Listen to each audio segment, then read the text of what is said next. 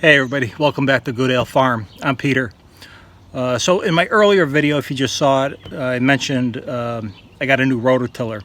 So this video is showing the rototiller in action. So come along and hope you enjoy the video. Thanks. All right, so here's what we got. I mean, I literally today just took this thing off, but it's all right. We'll put it back on because that's what you got to do depending on what the job you got going on. So we got the PTO shaft that I'll put back together. That just slides together. One goes into the other. We have the 3-point pins. So I got a pin here, and then up top with a linkage bar that's attached to the tractor. So I'll back the tractor up, hook up these 2 pins here, put the shaft on, and then once I lift it up, I could take this leg off and get it situated. So let me bring the tractor around and get that hooked up. All right, my friends, here's what we got. We're all set up. We got this pin in. Same on that side. Top link is in, which I'll adjust that to have it come forward more. You know, all you do is you turn this handle here. It's one of these turnbuckles that will bring it forward. PTO shaft is in. You know, these are really difficult because there's a tension plug you have to press in and then push it into a rod that comes off the engine, and that rod has different grooves in it, and the grooves of the rod have to fit into the slots of this drive shaft. It sounds simple. The thing is, though, where you're putting it in is like way over here. So they have these safety shields, which is for good reason, because when that thing's spinning around and you get caught in there, you're dead. But to try to get your hand up into there, squeeze that tension, push it in. If you've ever done it, it's a pain in the butt. You know what I'm talking about. And then these safety chains here. So this yellow cover is just a plastic cover inside. The drive shaft actually turns, but this cover doesn't. So these chains help keep the cover stationary so that you don't get caught. You know, your shirt or something gets caught in there, you get tangled up. We'll be visiting you in the hospital or worse. Okay, so let me lift this up and get over to the garden area. All right, I'll go over some basics for those that may not know. Rototillers can either be forward tine rolling or reverse tine. This one actually, through a lot of work, you can make it one or the other, but it's currently in forward rolling. And that's good because it actually works with the tractor, so it in effect is pushing you forward. Reverse tine is good to really pulverize the soil, and if you have a heavier tractor and the soil is already cultivated, reverse works too. But anyway, this is forward working. And I'll do the video of me actually working the tiller, and what you'll see is this lever here is actually controlling the tiller drive shaft itself. So right now it's in the off position, you know, off, I guess, and then this is in gear. So as I push it forward, the drive chain actually will engage once this goes forward, and that is activated by the clutch. So this clutch controls not only the transmission, meaning going forward or reverse, but also then controls the PTO. And when you're doing tilling or any like heavy implement, there's also an option to go either in low gear or high gear. You can't see it here, but high gear. I till in low gear so that the tractor moves slow, but the RPMs of the tiller is high. Okay, so just for technical specs, this is a Countyline 4-foot forward tiller. I think the manufacturer is Tarter, commonly sold at Tractor Supply. I got this used, even though it was basically brand new. The guy who bought it said he used it twice, and it looked it. I mean, it's cherry. It's pretty. It's new. Anyway, so yeah, 4 foot. I was looking for maybe a 5 foot. You know, oftentimes they say you want one that will go wider than your tires.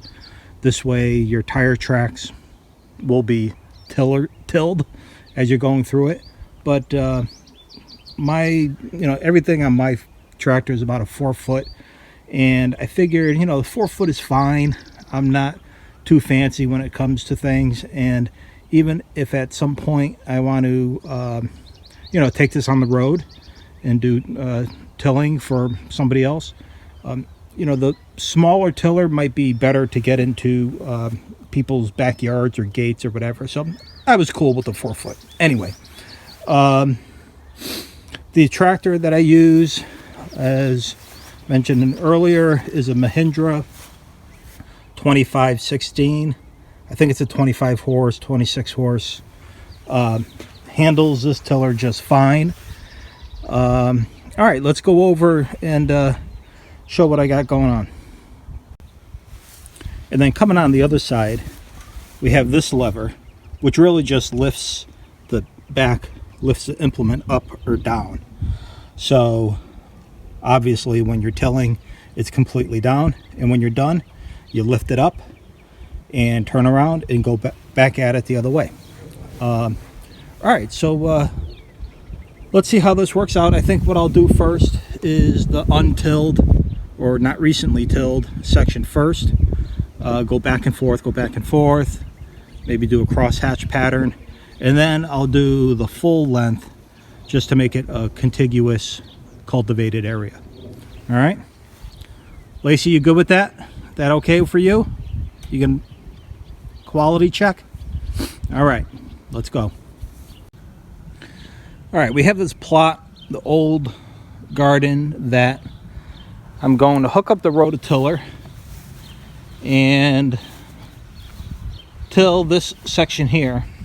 This is a new section that I did with the rototiller last week. I went over this two times, maybe 3 times.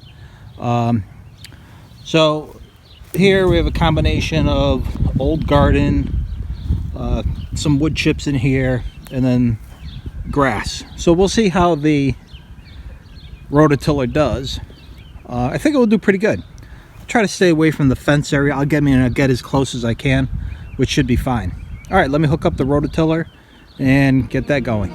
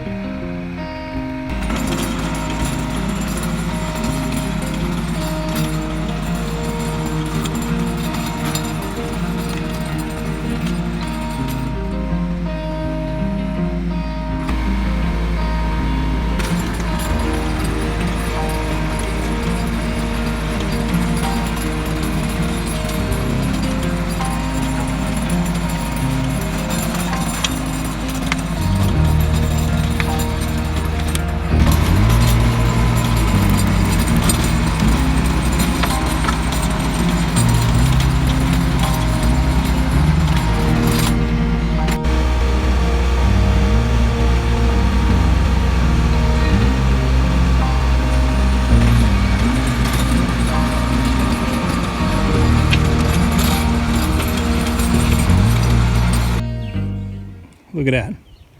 I'm really happy how that turned out.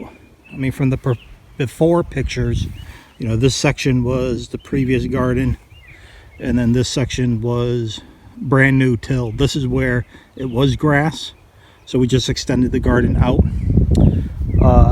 So I tilled it one way, tilled it the other way, moved the dirt around, and went back and forth probably a few times. Now you can see, I mean, the soil is perfect, but there's grass clippings and old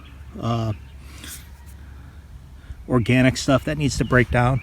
So in the next couple days, as that dies, I'll come back around and use the tiller again.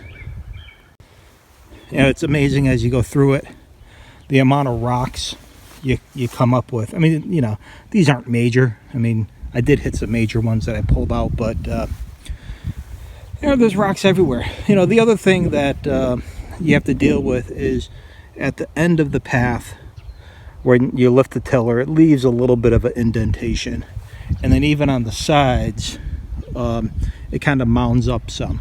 So I just back blade it with the front of my tractor, you know, the bucket, and pull it. And I think I'll also hook up a rake to the back of my tractor, which I have, and the rake is helpful to spread out, but then we'll also get rid of some of the rocks that you know, I may not have caught. You know, like I see one right here, actually a couple of them. So I mean, these ain't a big deal.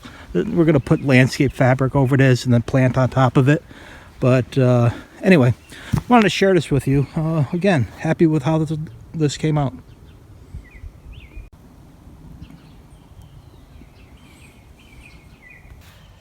All right, everybody. Hey, thanks for tuning in to today's video. I had fun doing it. I mean, nothing better than being out in the good weather, working on farm equipment.